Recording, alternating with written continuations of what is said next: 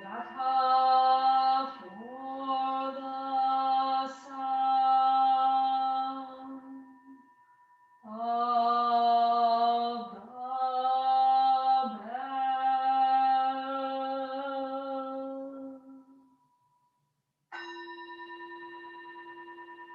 Mind calm, body at ease, breathing quiet, sentiment benevolent.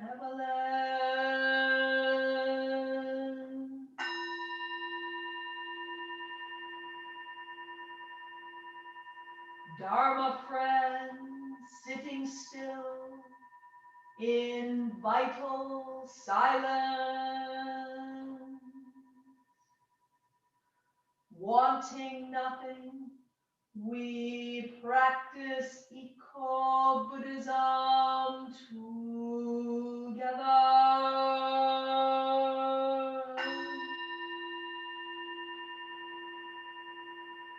The sound of the temple bell booms for all to cease from conflict.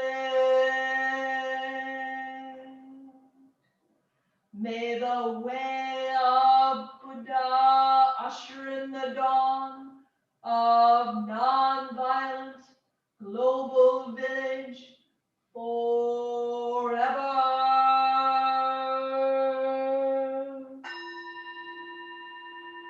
Here's the after sound of the bell.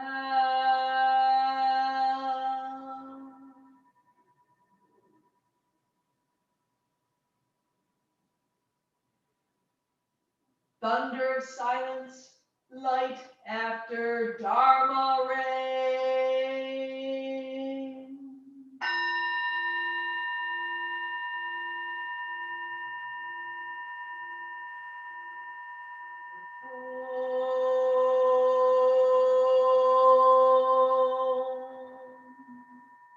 Amoga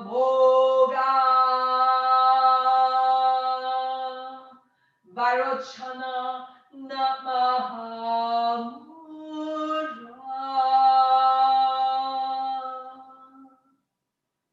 Manipadme Jvala Pravartaya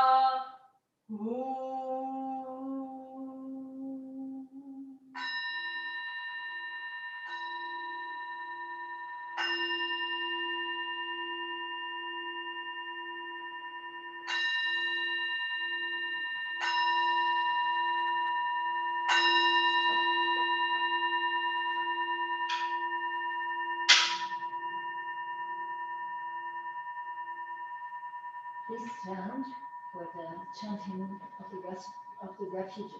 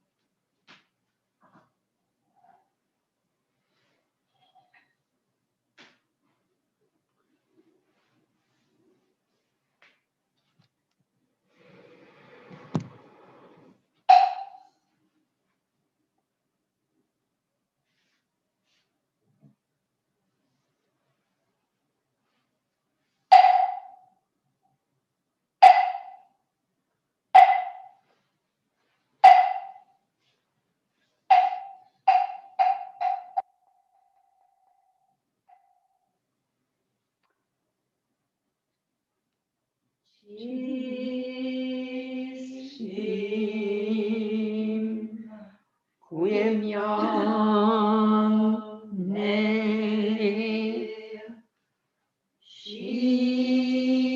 Shivan Sanse Shevan Chale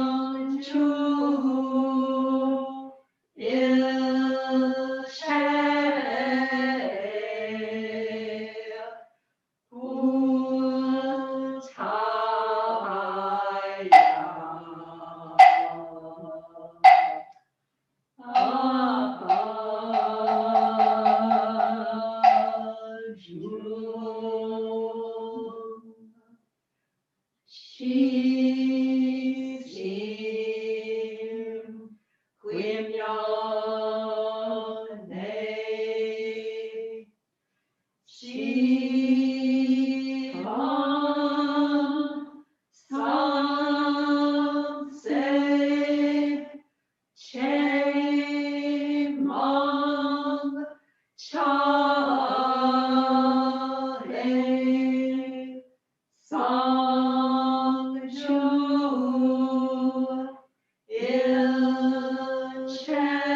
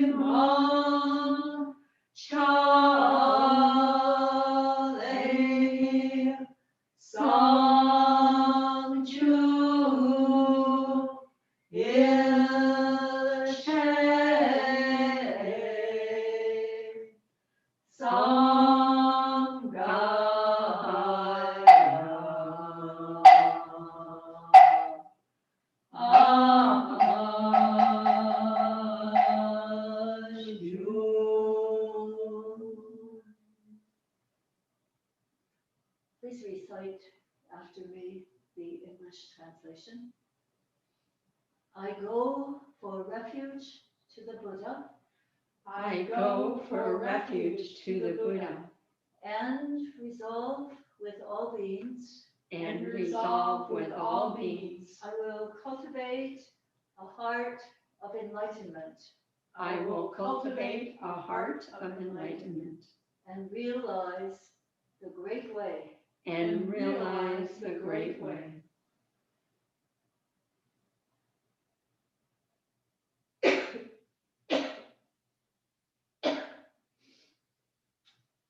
I go for refuge to the Dharma. I go for refuge to the Dharma And resolve with all beings. and resolve with all beings. I will penetrate the teachings. I will penetrate the teachings And uncover oceans of wisdom. and uncover oceans of wisdom.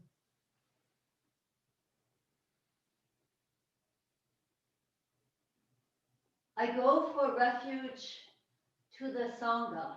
I go for refuge to the Sangha And resolve with all beings. and resolve with all beings. I will seek peace and happiness for the many.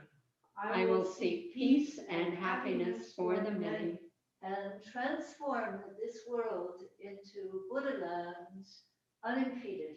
and transform this world into Buddha lands unimpeded.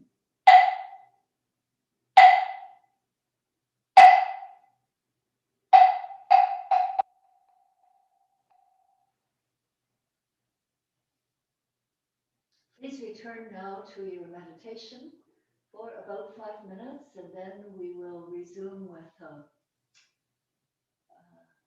Dharma talk and a special ceremony.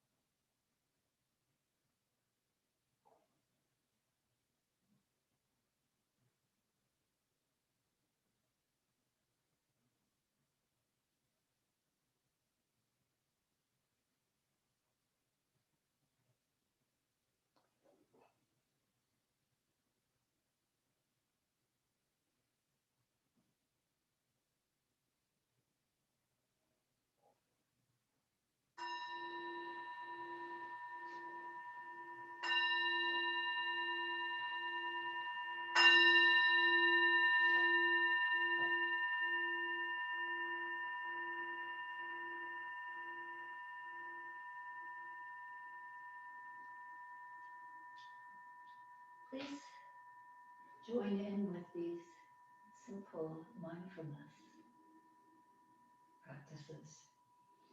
They're really a way to become embodied.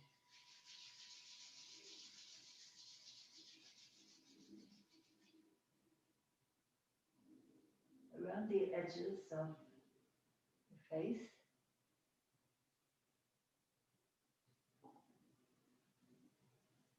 and then the fingertips to the top of the skull,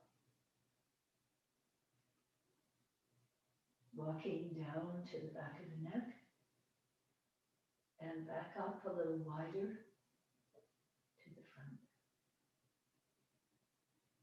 Fingers to the ears and pressing together the fingers and pulling the ears a little down. The knuckle of the forefinger right under the nostrils.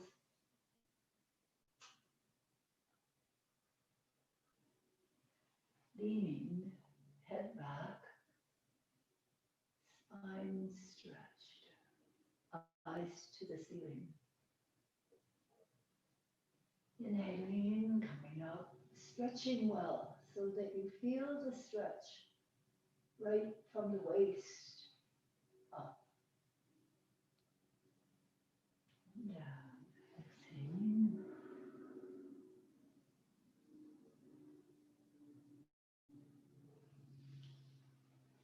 Inhaling up. So we learn as we open the body, we inhale. As we close, exhale. And in the position, breathing.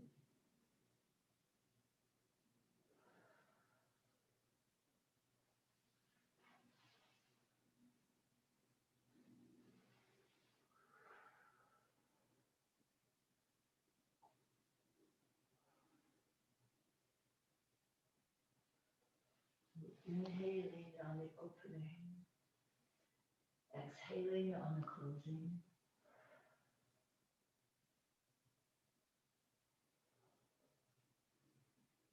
Inhaling and keeping the spine straight. Twist first one way, head right around, eyes right around. Inhaling forward and exhaling. Twisting eyes, finding a point right around. And then back, forward, inhaling.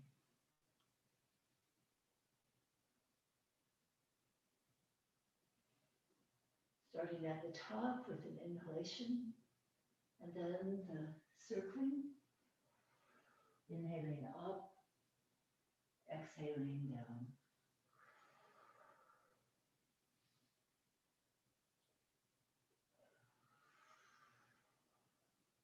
And the other way, inhaling up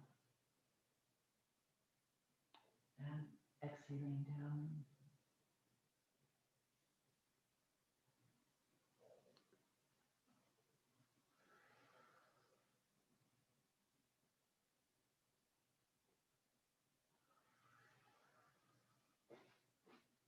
Then the side bend, stretching the arm, inhaling and exhaling.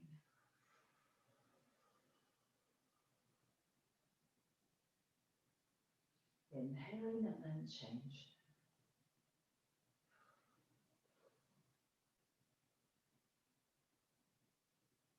Inhaling, elbows right back, and no, wrong one, goes, and then 10 and 10.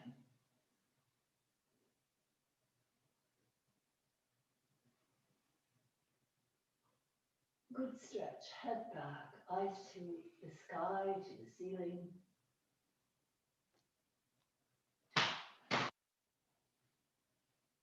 Lift the whole shoulder girdle. And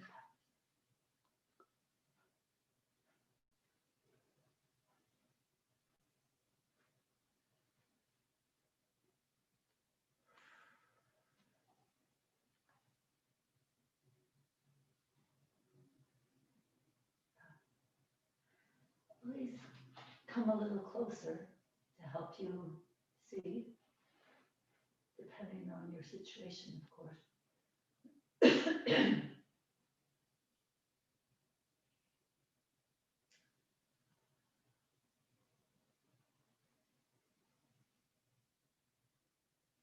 Oh, 8 chickens and a duck huddled in the coop on this cooler morning, just really 50 feet away.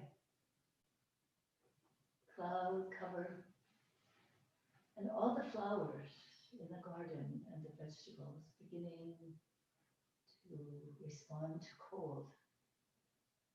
They look like Kaiwa flowers on the altar. Well, good morning, everyone, in 10 directions. We have a special ceremony and a special talk this morning.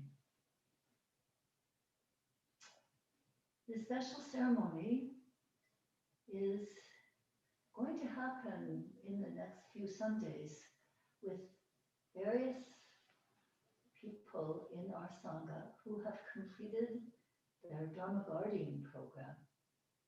One thing that we've been able to keep going during the pandemic on Zoom is our training students meeting. And so people finish their training. Of course, we never finish our training, but formally speaking. And so when they finish, they usually receive a certificate and a pin. And today, we are going to have a ceremony for Sabong Patricia Stuckey, who has completed the Dharma Guardian program. And this is the certificate which she is going to receive, the outside of it. And then inside, there's a special wording which helps to explain what she has been working on and also how she will contribute to the Sangha as we continue on. So I'd like to read this certificate to you. Dharma Guardian Certificate. Sabong Patricia Stuckey has successfully completed the Dharma Guardian program at the Zen Buddhist Temple in Ann Arbor, Michigan, in the spirit of the six right livelihood guidelines.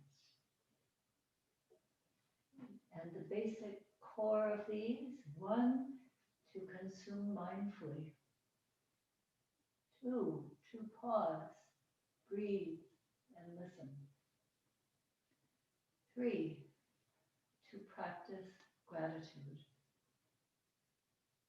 4, to cultivate compassion and loving kindness; 5, to discover wisdom; and 6, to accept constant change. If you look in our Moon Journeying Through Clouds, this is our liturgy book, and it's also online on our website, you'll see that each of these 6 guidelines have little sub-guidelines. And Sabong has worked with each of these for at least a month, and I think she's been working with them even longer than that.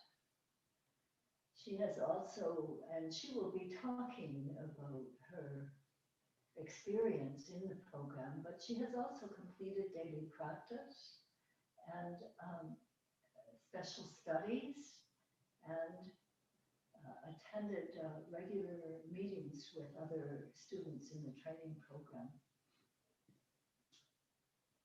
And after all of this, we say about Dharma Guardians, special leaders in our Sangha, Dharma guardians bring peace and happiness to those in need and embody the Buddhist tradition of wisdom, compassion, and enlightenment. Dharma guardians are eligible to assist with temple administration and programs and represent the local temple to the wider community or pursue Buddhist chaplaincy or hospice work.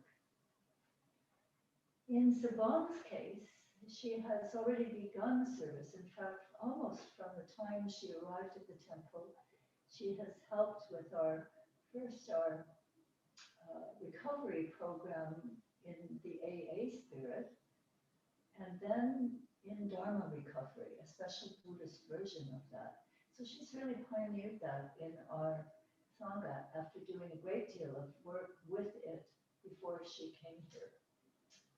So it is my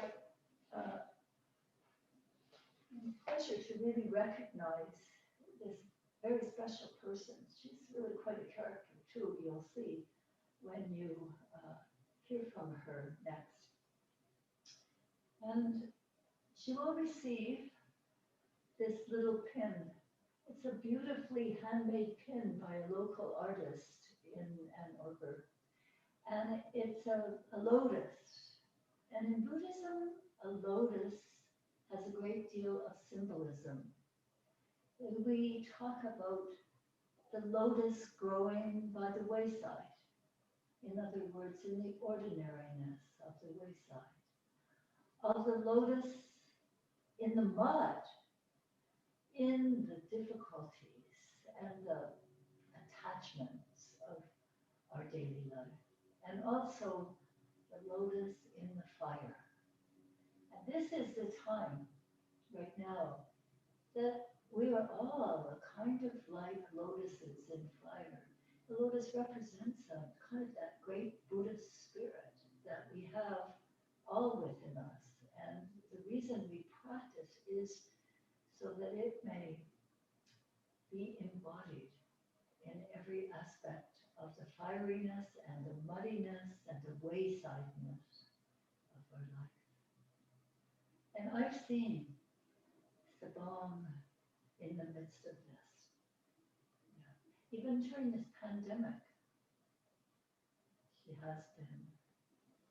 Well, let me not talk so much about her because I think your first-hand experience hearing from her with the little Dharma talk this morning will say much more than I could say. Except that, of course, I'm very grateful and appreciate much her sincere commitment to her practice and to the temple Sangha. So, dear technicians, could you please turn everyone over to Sabong, who is at her home near Brighton this morning.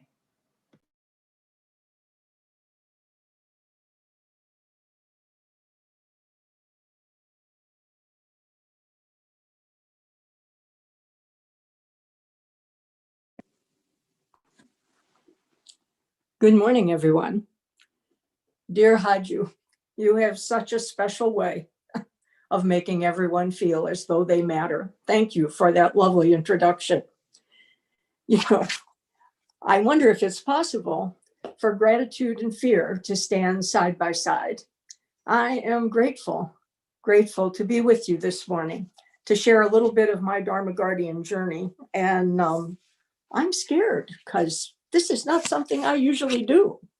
So this morning, when my husband and I were doing our readings, and we were doing the Pocket Pema Chodron, this is the story that appeared as our reading for this morning. How to defeat fear. Once there was a young warrior.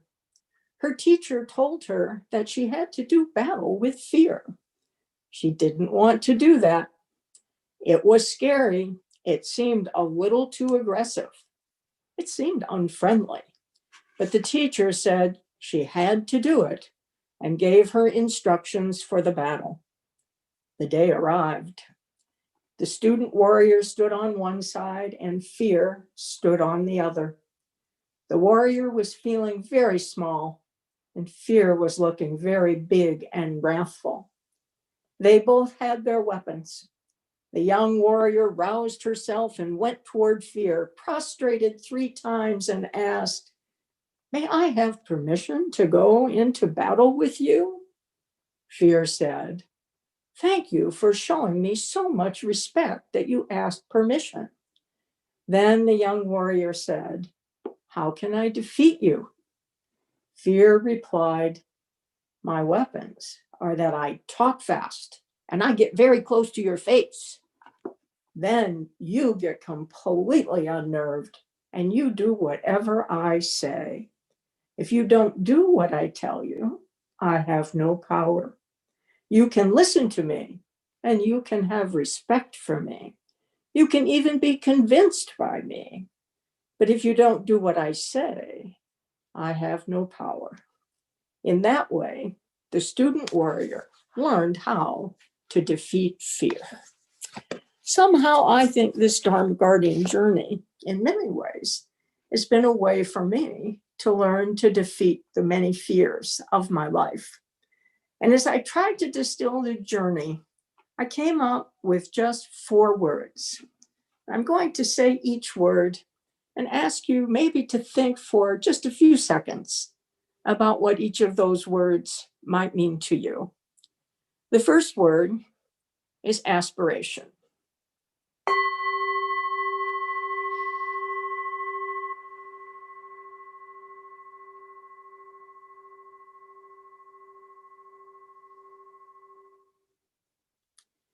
The second word is renunciation.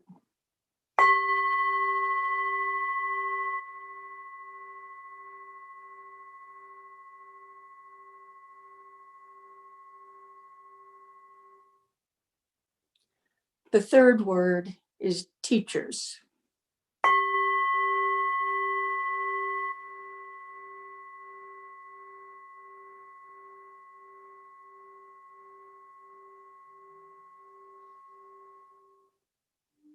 And the fourth word is practice.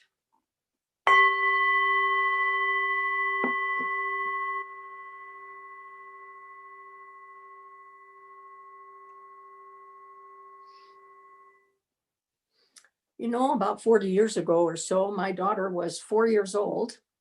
She was about to turn 5, and soon she would head to kindergarten at the local elementary school. Mrs. Brown had been the teacher at the local elementary school for many, many years, and Mrs. Brown had a thing she called a tie list. Anyone who knew how to tie their shoes got on Mrs. Brown's tie list. So my daughter really, wanted to be on that tie list. So one summer morning, she came to me and she handed me her tennis shoes. And she said, "Show me how to tie my shoes." And so I did. And off she went. About 10 minutes later, she came back. "Show me again." And so I did. And off she went. Well, this went on for about 3 hours all morning. And finally, she appeared in the kitchen where I was sitting, and she beamed proudly, tied her shoes, and said, "I will be on Mrs. Brown's tie list." She had an aspiration. She had that desire, strong desire, to accomplish something. Surely we have all had similar aspirations. I could enumerate so many times when I thought, if I could do this, or if I could get that, then I'd be happy. Then I'd be worthy. Then I'd be acceptable. So many aspirations that have timelines and agendas and outcomes. And when I came here, I was kind of tired of those kinds of aspirations. What I wanted really, what I longed for was a place for my ever restless spirit where it could be at peace. The temple is where I learned a different definition of aspiration. The true desire to free oneself from greed, anger, and delusion. I say that again. The true desire to free oneself from greed, anger, and delusion. Wow, I thought, I want some of that. You know, when we take the training, we learn about the legend stories about the Buddha before he was the Buddha. And we learn in the great disciples of the Buddha that Buddha had an original aspiration, and so did both of his chief disciples. And it took many, many eons and many hundreds of thousands of years for them to realize those aspirations. They had to practice for a very long time. When the Buddha appointed Shariputra and Mahamoggallana to be his chief disciples, the other monks were upset. They were jealous. Why would they be the chief disciples? They weren't among the original five. They've only come lately to our training. And Buddha gave this answer: I do not show preference, but give to each what he has aspired to.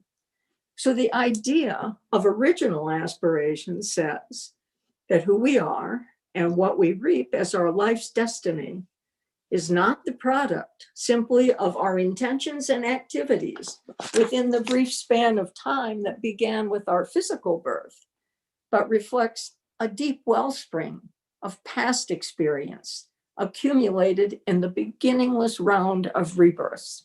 Those were Bhikkhu Bodhi's words. Well, I didn't know it at the time, but somehow I must have been making an aspiration of a different kind, one that didn't begin with me, but began long before me with my family history, which was now in a way I couldn't possibly understand, going to be connected with this Buddhist ancestry. I was on a path of a different kind. It continued with renunciation.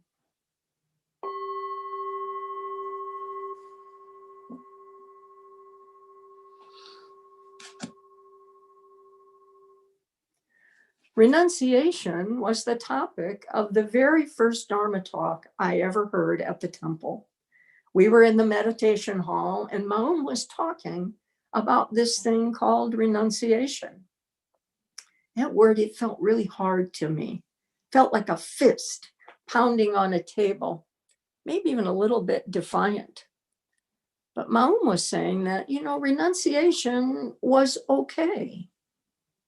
It was what the Buddha did when he left his very comfortable home to find a way to relieve all the suffering he saw in the world. It was what the Buddha did when he left a teacher after he had learned all that teacher had to offer.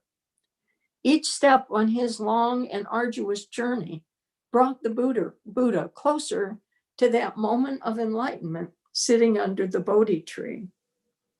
I wonder if that's what my grandmother was doing when she left Lithuania. Oh, so many, many years ago, 1902, a long time ago, to come to the United States. I can't imagine how very frightened she must have been. She was a peasant and she worked farms in order to get food.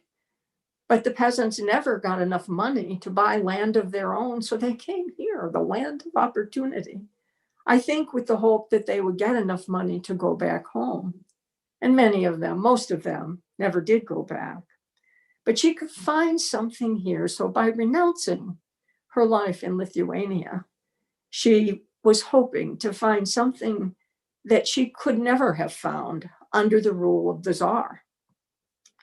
Amelia Barr says that with renunciation, life begins. Pema Chodron says that renunciation allows us to open to what the present moment has to teach us. Maybe what renunciation does is prepares us to be willing to receive the teachings that will help us find our way home. So, as they say, when the student is ready, the teachers appear. So many teachers.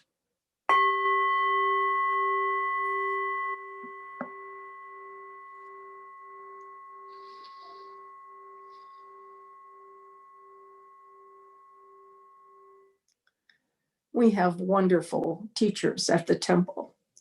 But before I talk about those teachers, I would like to just say a word about one of the best teachers I've had in my life, my husband of 51 years, who teaches me the lesson every day of steadfast faithfulness and showing up for me always. And my children and my grandchildren who teach me the lessons of love every day that we're together. And I'm so grateful to them because they've been with me on this journey, and it's been good to have them here.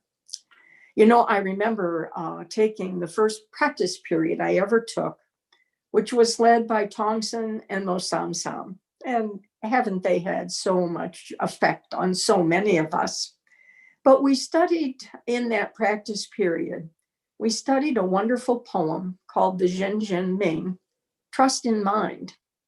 And I'd like to share just a short part of that. It's a long poem. I'm going to share a short part of it with you this morning, because I think it's something that I've carried with me throughout this whole journey.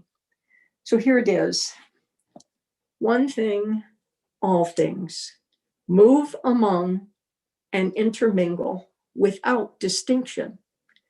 To live in this realization is to be without anxiety about non-perfection. To live in this faith is the road to non-duality, because the non-dual is one with the trusting mind. Words.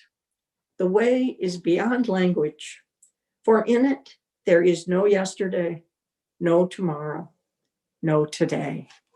The way is beyond words. I wonder why it takes us so many words to explain what it means to us.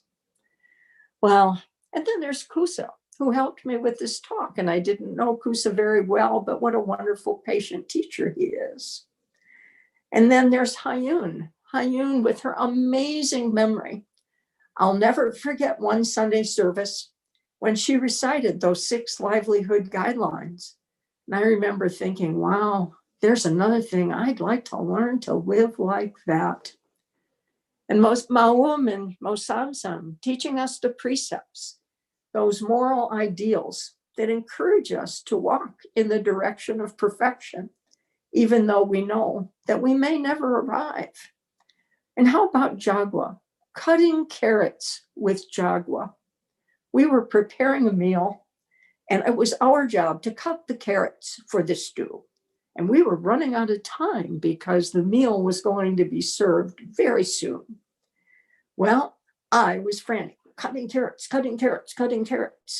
And I looked over at Jagwa, and she was cutting carrots.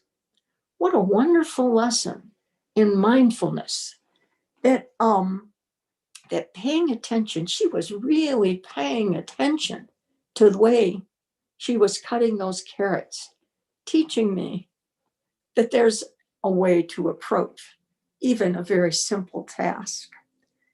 And Haju, dear Haju, all of her wonderful Dharma talks.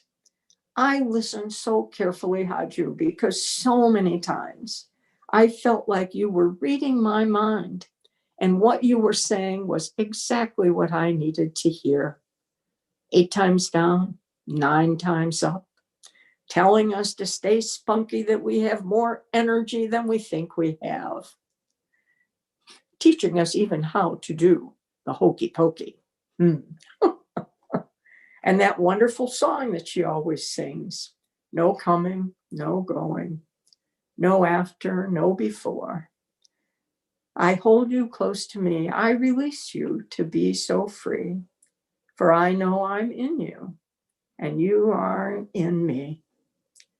I know I'm in you and you are in me. And to my recovery Dharma brothers and sisters who teach me the everyday lessons of courage and humility and what it's like to work together to live a better life. Wow. Little by little, like water dripping on a stone, applying for Dharma Guardian training just became the next right thing to do. And if I could sum up the training in one word, That word would be practice.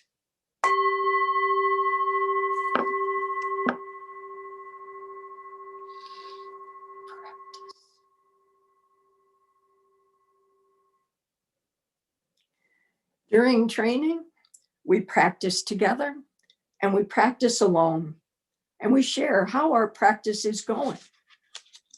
We do prostrations, so many prostrations, and we chant and we sit and we memorize and we read and we study and we prepare meals together and we do work practice. We keep a daily journal.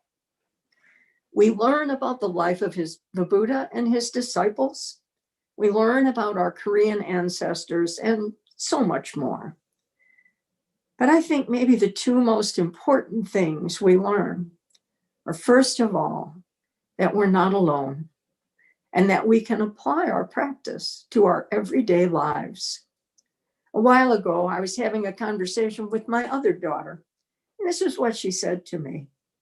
You know, Mom, we can all see the top of the mountain, but if we set our foot on the path up the mountain, we know that part of that journey is going to be dark and difficult, and there'll be rocky places and streams to cross, along with the bright sunshine on the path. She said, there's one thing I know for sure. We should never take that journey alone. I think Haju might say, we're in the dragon boat together. So I love what Norman Fisher says in his book, The World Could Be Otherwise. For spiritual practitioners, life is the field of practice. Spiritual practitioners do their best to pay attention to how they speak, think, and act. Above all, practice is a transformative activity. I can hear Haju saying, just this, just here, just now. It isn't easy, but it sure is good to have company. And my fellow training students provide wonderful companions for the journey. 4 words: aspiration, renunciation, teachers, practice. One last story, maybe has something to do with my old friend fear. In February, I had my last face-to-face meeting with my wonderful teacher, Maum. As always, she had read my journal so carefully and made her insightful comments. I used to love to read the notes in my journal. And that's when I told her this. I said, Maum, I'm going to drop out of the training. And she looked a little surprised. And I had my ironclad reasons why it wasn't the right thing for me to do to finish this training. And I had thought it through carefully and I had, figured it out. And so this was going to be my last session. And she looked at me and she said this, you are a Dharma guardian. Whoa, I said, well, thank you for that, but I'm still going to quit. And then she said this, well, let me tell you that you can come back anytime you want. If you change your mind, we will be happy to have you back. After all, I only had 3 months to go. And I can still hear her saying that to me. So I went home that day fully intending not to finish the training. And the next morning, I put on the tea kettle. I did 36 prostrations. I chanted the refuges. I had my breakfast. We did our readings, my husband and I. And then we sat in meditation together. And as I was sitting in meditation, I could hear Maum's voice. You are a Dharma guardian. And I got up the next day, put the tea kettle on, did the prostrations, got to my sitting meditation, and there was Maum's voice again. And it came up the next day too. And I thought to myself, when something comes up over and over again, you've taught me And I need to pay attention to that. And then popped up my old friend fear. I had fallen back into one of my very strongest habitual patterns, which was to be so afraid of finishing something that was so important to me. And I knew that if I did what fear was telling me to do, that I would be very disappointed, not only in myself, but I would be disappointing people who had invested so much time in me. And so I called my mom and I said, here I am. I would like to come back. I would like to finish the training. And so here we are. Here I am, filled with gratitude and with the sure knowledge that this is not an end, but a new beginning. And in a world on fire, literally and metaphorically, the practice can sustain us. We did a long retreat with our Dharma master, Toan Sunam, a couple of weeks ago. At the beginning of the retreat, he said, trust the inner spiritual longing that brings us together. I've learned to trust you. Learn to trust the inner spiritual longing that brought me here. So I gladly take my place with the other Dharma guardians who I respect and admire so much, who have so many wonderful skills. And the last thing Toan Sunam said at that retreat was, if we are practicing regularly, even a very small event can cause us to wake up. And maybe I'm a little bit more awake today than when I walked in the door so many years ago. Thank you so much for giving me the gift of your time this morning. I'm so glad to be here.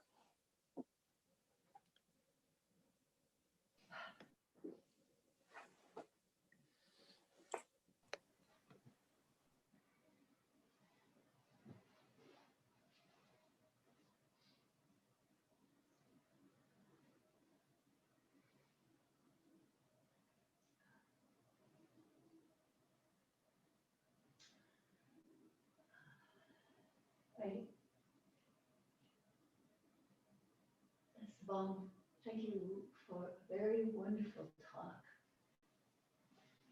Such a lot has come through you to this very present moment since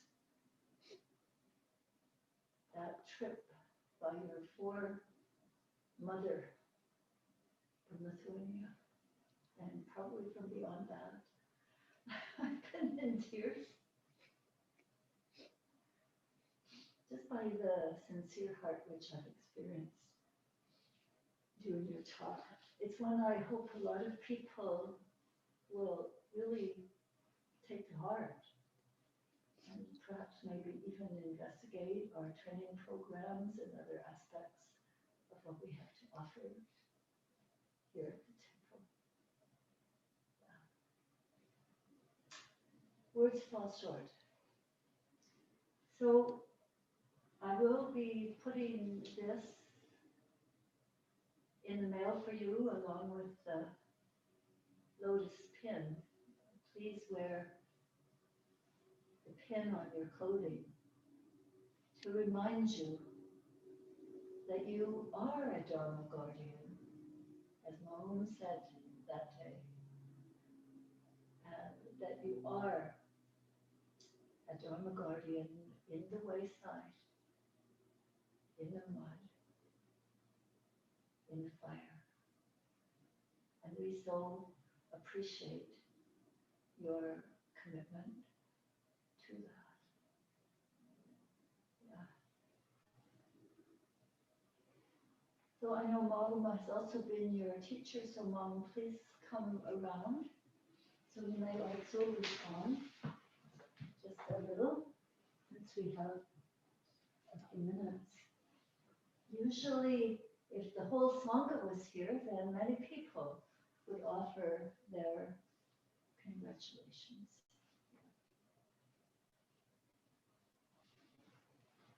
Oh, so dear Sagam,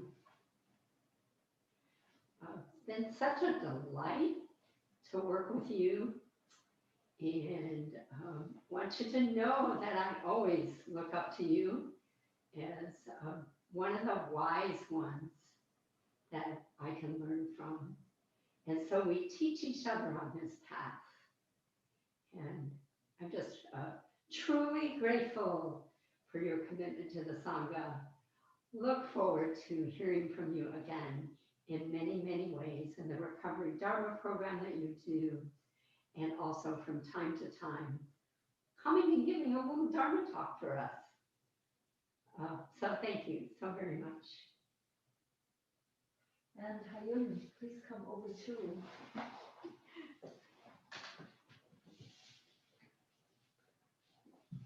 Oh, I don't know where I'm in the picture. You see? You'll be heard. I'm heard. Okay, so Bob, oh, my dear friend and sister, there are so few people in the world who, when you see them, they can just sort of knock any bad mood or bad sensibility out of you. And I just remember, like, on those occasions when I was feeling a little down, I would see Sabang, this huge smile and just warm hug, and all of my negativity just dissipated. And there are so few people in the world like that, and I just want you to treasure that in yourself, because it's what we all see. My favorite story with Sabang is that after she started the program, she came up to me in a very sort of soft and humble voice said, "How does one get a gray outfit to practice in, the gray robes?" And I said, "Well, they have them online at Amazon and eBay." Her mouth fell open because I think she was thinking that they somehow mystically appear and that there's a ceremony. And it was just so beautiful, that beginner's mind, and just I love the spirit that you actually wanted a gray practice robes, that it meant so much to you that you would ask. So I will always treasure that memory from you of just how dear that moment was, and what great beginner's mind you had and continue to have. So thank you for being you. And I can't wait to be with you again, to give you a warm embrace one more time soon, I hope. Yeah. And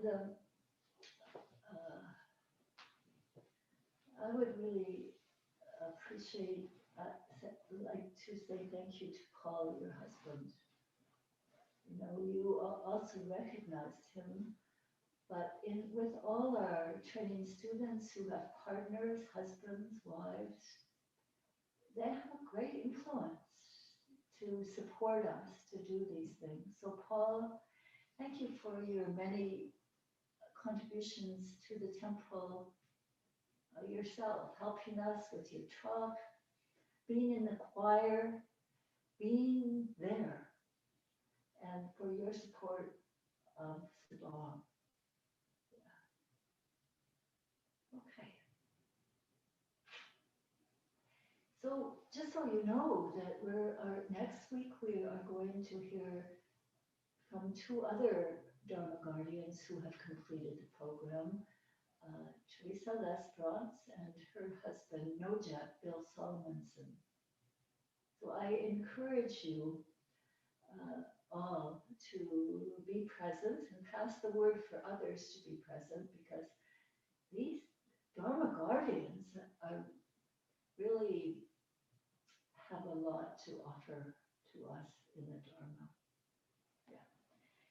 So now I'm going to pass for the announcements to Hayun, and after that we'll complete our service this morning with the four great paths.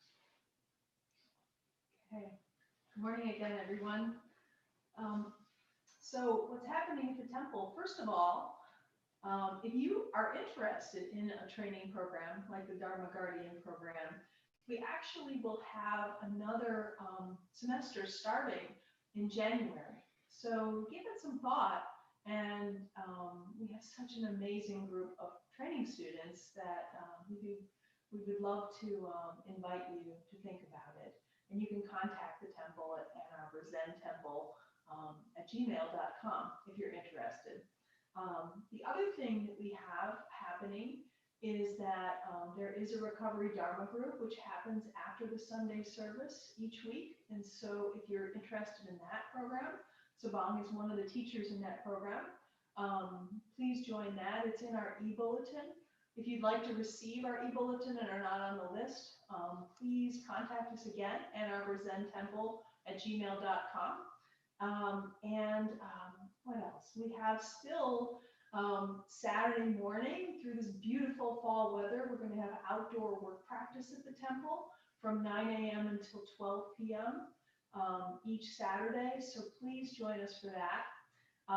We're also going to be starting yoga classes again, and it's going to be a virtual yoga with our teacher, David Black. It's going to be on Tuesday evenings, as it always was, but virtually this time. And we will soon have a starting date for you. We do not have that date yet, but we will. And finally, Thursday. Yeah, Thursday, depending. oh, yes, one more thing. Beginning this coming Thursday, Maum is going to be leading a deepening meditation workshop that's going to go over 4 Thursdays from 7 p.m. to 8:30 p.m. So Eastern time, yeah. So if you feel a need and feel a desire to really learn, deepen, practice with other people, please contact us because it will really help your practice, I think. It's a beautiful workshop. I encourage you to take it.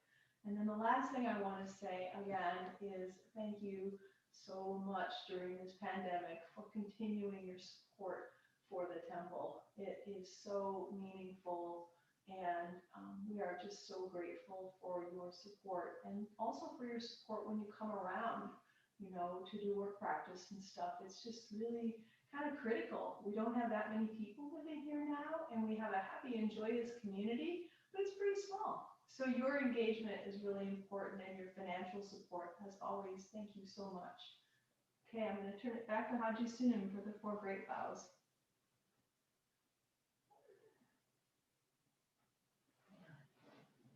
So if you know, please repeat with me. Otherwise, join in after. All beings, one body. All beings, one body. I vow to liberate. I vow to liberate. Blind passions, one root. Blind passions, one root. I vow to terminate. I vow to terminate. Dharma gates, one mind. Dharma gates, one mind. I vow to penetrate. I vow to penetrate. The great way of Buddha. The great way of Buddha. I vow to realize. I vow to realize. And I'm just thinking of one thing is that the practice period people will be meeting now. And those people know who they are, and 2 of our Dharma guardians are working with them on the 4 Noble Truths and the Eightfold Path. And when that is finished, we'll have our continuing Zoom tea, which we used to always have at noon. We're in the process of trying to make more and more offerings in the Dharma so that more of you can join in more often. Have a very good Sunday.